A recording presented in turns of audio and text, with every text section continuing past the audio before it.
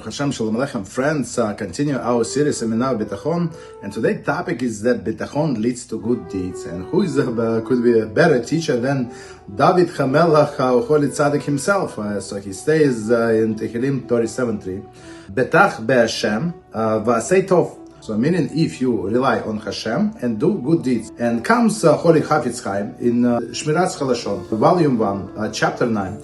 And he explains that David HaMelech is very, very precise in his instruction. What should we do? First, he says, develop trust in Hashem, Bitachon BeHashem, and then do a good deeds. So meaning what?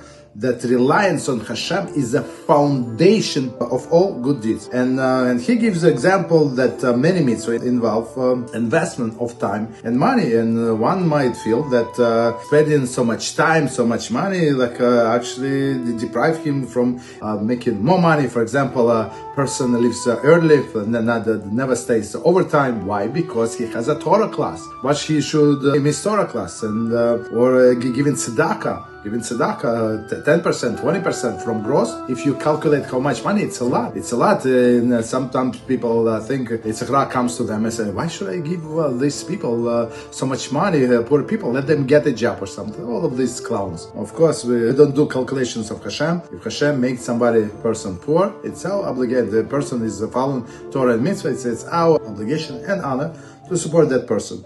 So a person who has this trust in Hashem never think that he's losing anything, right? Because anyway, parnasa, our livelihood, comes from Hashem. And Chafetz Chaim brings a story from Yerushalmi, Talmud Sot, chapter 9. A story about one businessman who decided that he's going to study from this hour to that hour and he's not going to trade. And one time, people came, customers, and started demanding from him that he would sell something. And he said, no, absolutely not. From this hour to this hour I study. After that, I'm going to sell. And they started yelling, but we're going to go somewhere else. So you're going to lose business. And this person had the strong Bitachon BeHashem. He said, look, if Hashem want me to make this money, I'm going to make anyway, with you or without you. But if he wants me to lose, I'm going to lose. But if person studies Torah, if person does mitzvos, he never going to lose. Never, ever, ever. Learn with us and be holy.